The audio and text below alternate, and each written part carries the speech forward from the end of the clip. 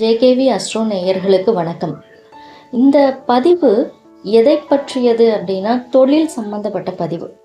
அதாவது ஜாதகத்தில் தொழிலின் நிலையை பொறுத்து தான் ஒருத்தருக்கு அந்த வெற்றி அப்படிங்கிறது ஒரு விஷயம் இருக்கு. அதாவது ஒருத்தர் பிறக்கும் போது அவங்க ஜாதகத்தில் இருக்கக்கூடிய திதி என்ன, யோகம் என்ன, கரணம் என்ன, அடுத்தடுத்து நடக்கக்கூடிய திசா என்ன, புத்தி என்ன, இதை பொறுத்து அவங்க வாழ்க்கையில் இருக்கக்கூடிய ஏற்றத்தாழ்வுகள் எப்படி இருக்கும், இதையெல்லாம் பேஸ் பண்ணி நம்ம எப்படி நம்மளுடைய அந்த தொழிலையும் படிப்பையும் வடிவமைச்சுக்கணும் அப்படிங்கிறதையும் பார்க்க போகிறோம். அதாவது ஒரு குடும்பத்தில் நீங்கள் பார்த்துருப்பீங்க, அதாவது உறவு முறைகள் இருக்கும். அண்ணன் தம்பி, அக்கா தங்கச்சி, சகோதர சகோதரிகள்.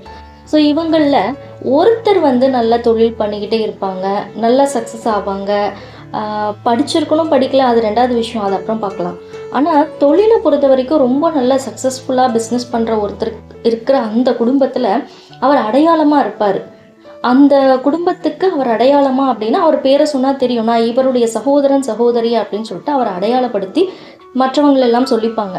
அப்போ அவரை மாதிரியே அவங்களுடைய தம்பியோ தங்கச்சியோ அல்லது அவருக்கு கூட பிறந்த மற்ற யாராவதோ ஏன் வரலை, அல்லது அவங்கள மாதிரியே வளர்ச்சி இவங்களுக்கு ஏன் கிடைக்கல.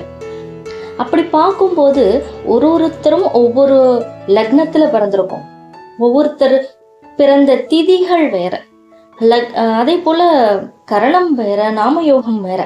இதை எல்லாத்தையும் பேஸ் பண்ணி தான் ஒருத்தங்களுடைய அந்த ஒட்டுமொத்த வளர்ச்சி அப்படிங்கிறது இருக்கு. அப்போ ஒருத்தர் வெற்றி அடைகிறார் அப்படின்னா அவருக்கு அந்த ஜாதகத்துல 10ஆம் பாவகம் நல்ல வலுவா இருக்கும். அந்த வளர்ச்சி அடுத்தடுத்து வரக்கூடிய திசாபுக்திகள் அவருக்கு கொடுக்கக்கூடிய தன்மையில இருக்கும்.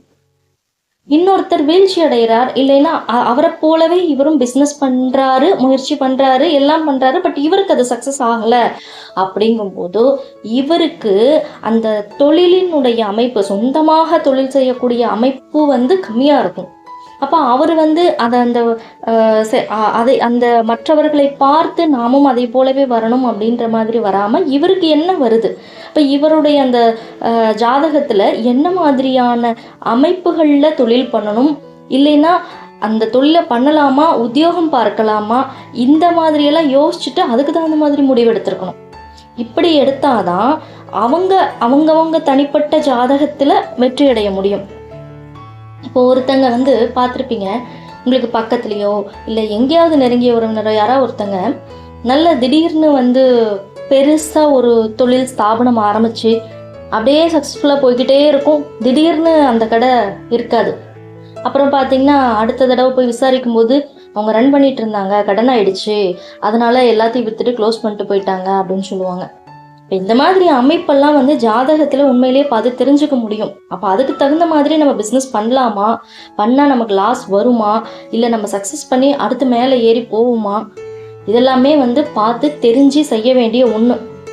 அடுத்ததாக சில ஜாதகங்களுக்கு அந்த மாதிரி ஒரு அமைப்பு இருக்காது, பிஸ்னஸ் பண்ணால் சக்ஸஸ் ஆவாங்க அப்படின்ற மாதிரி அமைப்புகள் இருக்காது. அப்போ அவங்க அந்த திங்கிங்கை மாற்றிட்டு என்ன மாதிரியான தொழில் பண்ணலாம், அதிக முதலீடு போட்டு பண்ணலாமா, இல்லை சேவை சார்ந்த தொழில் சம்மந்தப்பட்டது ஏதாவது பண்ணலாமா, அப்படி இல்லைன்னா நம்ம உத்தியோகம் பார்க்க போகலாமா, இப்படி மாற்றிக்கொள்வது, எதை செய்யணுமோ அதை கரெக்டாக தேர்ந்தெடுத்து செஞ்சோம்னா வெற்றி கண்டிப்பாக உண்டு. அந்த ஜாதகத்தின்படி அவங்கவுங்க ஜாதகத்தில் எப்படி இருக்குது, வலுவாக இருக்குது, அவங்களுக்கு வெல்த் அட்ராக்ஷன் இருக்குது, இல்லை இதை பேஸ் பண்ணி அவங்க அந்த தொழிலை தேர்ந்தெடுத்துக்கும் போது கண்டிப்பாக அதில் அவங்களுக்கு வெற்றி கிடைக்கும். இதை தான் நம்ம ஜாதகத்தில் முக்கியமாக பார்த்து தெரிஞ்சிக்க வேண்டிய ஒன்று. இதை எப்போ நம்ம தெரிஞ்சுக்கணும் அப்படின்னா, ஒரு புதுசாக ஒரு தொழில் ஆரம்பிக்கிற அந்த பிளான் வருது பார்த்தீங்களா, இப்போ பிளான் வருது அப்படின்னாவே அங்கே ஒரு ஆரம்பம் இருக்குது. அது அந்த பிளான் நமக்கு கொடுக்கறது இயற்கை தான். அந்த தசா புத்திக்கு தகுந்த மாதிரி நம்ம நடந்துப்போம். இத்தனை நாள் நடக்காத ஒரு பிளான் அன்னைக்கு நமக்கு தோணுது அப்படின்னா அப்போ அங்கே தசாவோ புக்தியோ எங்ககிட்ட தான் இருக்கு. ஆனால் அது நம்மை வீழ்ச்சிக்கு கொண்டு போகுதா இல்லை வளர்ச்சிக்கு கொண்டு போகுதா அப்படிங்கிறதை அனலைஸ் பண்ணி சொல்வதற்கு ஜாதகம் தேவை. அந்த இடத்துல தான் நீங்கள் தப்பு பண்ணக்கூடாது. அங்கே கரெக்டாக முடிவெடுத்து பண்ணணும். ஆனா அதை எப்படி பண்ணணும், எந்த மாதிரி பண்ணணும் அப்படின்ற அந்த முடிவுகள் இருக்கு பார்த்தீங்களா? அந்த மாற்றங்கள், அந்த முடிவுகள் இதில் எல்லாத்தையும் கொஞ்சம் கவனத்தை செலுத்தி, அதை பொறுத்து நம்ம நிறைய விஷயங்கள அனலைஸ் பண்ணி அப்புறமாக அந்த தொழிலை செய்யும்போது அதில் நமக்கு வெற்றி கிடைக்கும். இப்படித்தான் நம்ம ஒரு கெரியர் அப்படின்ற அந்த சாய்ஸை நம்ம சரியாக பயன்படுத்தி வெற்றி அடையணும். எல்லாருமே வெற்றியாளர்கள் தான், ஆனால் சரியாக தேர்ந்தெடுப்பதில் மட்டும்தான் அவங்கவுங்க தப்பு பண்ணுறாங்க. அப்போ அந்த தேர்ந்தெடுக்கிற விஷயம் சரியாக அமைஞ்சிருச்சு அப்படின்னாவே நிச்சயமாக எல்லாருமே வெற்றியாளர்களாக வருவாங்க அப்படிங்கிறது தான் உண்மை. சரி நேயர்களே, இப்போ நான் சொன்ன விஷயம் நிச்சயமாக உங்களுக்கு புரிஞ்சிருக்கும் அப்படின்னு நான் நம்புகிறேன். மீண்டும் நான் உங்களை அடுத்த பதிவில் சந்திக்கின்றேன்.